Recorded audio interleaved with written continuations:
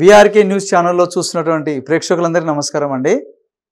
ఈ వీడియోలో పురుషులకు సంబంధించి ప్రత్యేకంగా ఈ యొక్క వీడియో చేయడం జరుగుతుంది.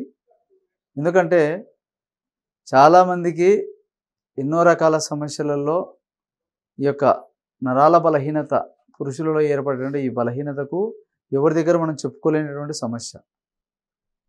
కాలు నొప్పి వచ్చినా లేకుంటే ఒక ఏదైనా సమస్య వచ్చినా చర్మ రోగాలైనా కంటి చూపైనా ఏదైనా చెప్పుకోగలగచ్చు, కానీ ఇది చెప్పుకోలేము. కాబట్టి మనకు ప్రకృతిలో దేవుడు ప్రసాదించినటువంటి మూలికలలో ఎన్నో రకాల వందల మూలికలు ఉన్నాయి. నరాల బలహీనతకు ప్రతి మొక్క పనిచేసేదే. అందులో కొన్ని ప్రత్యేకమైన మొక్కలు ఉన్నాయి. వాటిని మనం ఈ వీడియోలో తెలుసుకుందాం.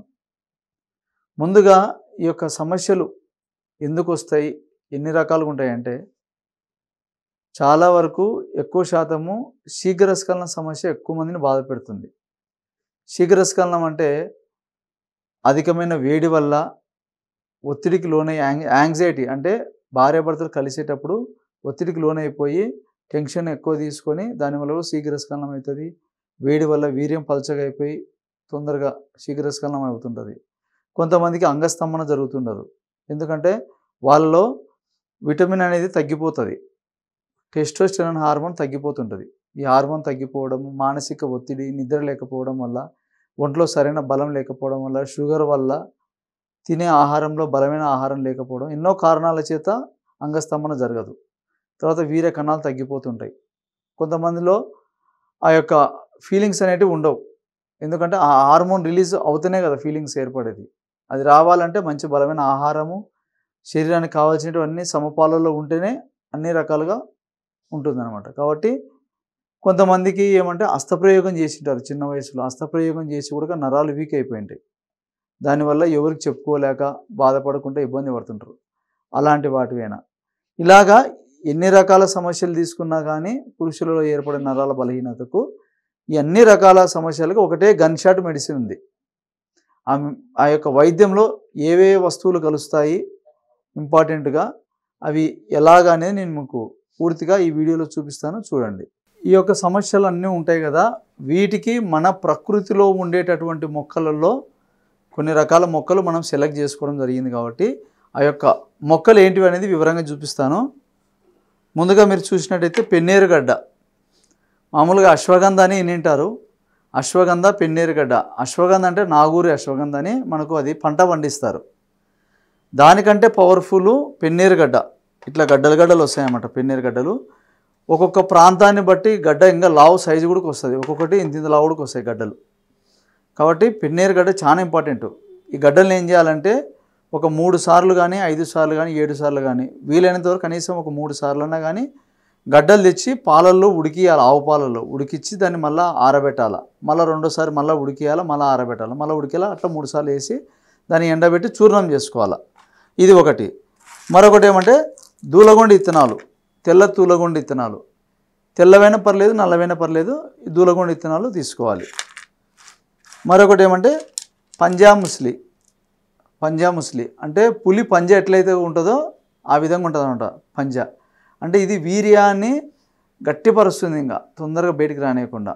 కాబట్టి ఇది అంత అద్భుతంగా పనిచేస్తుంది. పంజాముస్లి చాలా కాస్ట్ కూడా ఇది. ఇది హిమాలయ పర్వతాలలోనే ఇది పెరిగేది, మన ప్రాంతంలో దొరకదు. మరొకటి ఏమిటంటే ఇది బ్రహ్మదండి వేర్లు. బ్రహ్మదండి వేరు ఒక చిన్న ముక్క నోట్లో పెట్టుకున్నా కూడా దాని రసం మింగుతూ ఉంటే కూడా అంగం అనేది తొందరగా మెత్తబడకుండా నరాలకు ఫుల్ బలాన్ని ఇస్తుంది. కాబట్టి ఇది కూడా చాలా ఇంపార్టెంట్. కాబట్టి ఈ వేర్లు కూడా వేసుకుంటాం. మరొకటి ఏమంటే పిల్లి పీచర్ గడ్డలు. పిల్లి పీచర్ గడ్డలు ఇవి కొండ ప్రాంతాలలో ఒక తీగని ఆధారంగా చేసుకుంటే భూమిలో ఉంటాయన్నమాట. ఒక కొమ్మ కంటే ఒక చెట్టుకు 100 గడ్డలు ఉంటాయి. ఇవి అంటే గడ్డలు అంటే ఇవి ఇట్లా వేర్లాగా పోయి గడ్డల్లాగా లోపల ఉంటాయి.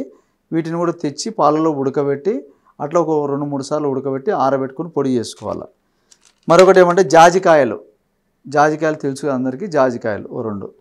అదేవిధంగా మొగసిరి గడ్డ. మొగసిరి గడ్డ ఇది భూమిలో ఉంటుంది గడ్డ. ఈ గడ్డ ఏంటంటే మనకు సేము పురుషాంగం ఎట్లయితే మనకు ఉంటుందో ఆ విధంగానే ఆకారం కూడా ఏర్పడుతుంది అనమాట. కాబట్టి ఈ యొక్క గడ్డలు భూమిలో వస్తాయి, అడవి ప్రాంతాలలో ఉంటాయి ఇవి. ఇట్లా ఈ యొక్క గడ్డలు మొత్తం మనం ఈ గడ్డలు కానీ ఇవన్నీ మనం చెప్పుకున్నాం కదా, ఇవన్నీ మనం తీసుకొని ఏం చేయాలంటే పొడి తయారు చేసుకోవాలి. పొడి తయారు చేసుకొని ఒక్కొక్కటి విడివిడిగా ఈ మోతాదులు ఎంతెంత తీసుకోవాలంటే దూలగుండి విత్తనాలు ఒక 50 గ్రాములు, దాని చూర్ణం, మొగసిరి గడ్డలు 50 గ్రాములు, అదేవిధంగా పిల్లిపీచర గడ్డలు 50 గ్రాములు, ఈ యొక్క బ్రహ్మదండి వేర్లు ఒక 20 గ్రాములైనా సరిపోతుంది, జాజికాయలు ఒక 20 గ్రాములు, అదేవిధంగా పెన్నేరు గడ్డల చూర్ణము అది ఒక 50 గ్రాములు, అదేవిధంగా పంజాబ్ మిస్లీ అదొక 20 గ్రాములు. ఇవన్నీ పొడి కొట్టుకోవాలి. నీట్గా పొడి తయారు చేసుకొని ఆ పొడి ఫైనల్గా ఎట్లుంటుందంటే మీకు చూపిస్తాను. ఈ విధంగా వస్తుంది పౌడర్. ఇది ఆల్రెడీ నేను చేసి అనుభవం చేసి ఎంతోమందికి ఇచ్చినది కాబట్టి ఈ విధంగా ఫైనల్గా ఇట్లా పౌడర్ వస్తుంది. ఈ పౌడర్ని మనం ఏం చేయాలంటే రోజు ఉదయం సాయంకాలం ఎవరైతే మనం చెప్పుకున్నటువంటి సమస్యలతో బాధపడుతున్నారో ఈ యొక్క పొడిని ఆవు పాలు కానీ బర్రెపాలు కానీ పాలు తెచ్చి వేడి చేసి చల్లార్చుకొని అందులో ఈ పొడి కలుపుకోవాలి. పొద్దున సాయంత్రం తీసుకోవాలి. అలా లేకపోతే ఈ పొడిలోకి కొద్దిగా తేనె కలుపుకోవచ్చు. తేనె కలుపుకొని దీన్ని హల్వా టైప్లో చేసుకొని పొద్దున సాయంత్రం తిని పాలు తాగాల. అట్లా చేసుకుంటూ రండి.